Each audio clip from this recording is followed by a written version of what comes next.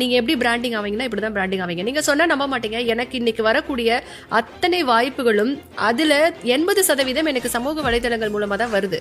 நமக்கு என்ன பிரச்சனை அப்படின்னா, என்ன பத்தி நான் வந்து பெருமையா பேச மாட்டேன், ஆனா மத்தவங்க எல்லாரும் என்ன பத்தி பெருமையா பேசணும். என்ன பத்தி நானே பேசலன்னா எவன் பேசுவான்? நாம தான் பேசணும். நம்ம தான் சார் பேசணும். இன்னைக்கு இருக்கக்கூடிய சூழல்ல உங்களுக்கு எவ்வளோ டேலண்ட் இருக்கு அப்படிங்கறத உங்களை விட உங்களை சுத்தி இருக்கிறவங்க தெரிஞ்சிருக்கணும். அப்பதான் உங்களுக்கான வாய்ப்புகள் வரும்.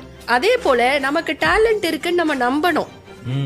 இன்னைக்கு நிறைய பேர் நம்ம அதை பண்றது இல்லை. நீங்க பாருங்க, நல்லா பாடுவாங்க, ஆனா ஒரு பாட்டு பாடி ஏதாச்சும் ஒரு அப்லோட் பண்ணிட்டா யாராவது நம்மள ஏதாச்சும் சொல்லிடுவாங்களோ அப்படின்ட்டு அவங்க பண்ண மாட்டாங்க. சில பேர் நல்லா வரைவாங்க, சில பேர் நல்ல டிப்ஸ் கொடுப்பாங்க. நீங்க என்ன வேணாலும் நீங்க வந்து ஆர்வம் வச்சுக்கோங்க, ஸ்டார்ட் பண்ணுங்க பர்சனல் பிராண்டிங். உங்களுடைய நீஷ் என்னன்னு ஃபைண்ட் அவுட் பண்ணுங்க. என்ன பிடிக்கும், கெரியர் ஓரியன்டா பண்ண போறோமா இல்ல இன்ட்ரெஸ்ட் ஓரியன்டா பண்ண போறோமா, அது ஒரு நல்ல மார்க்கெட் சார் இன்னைக்கு.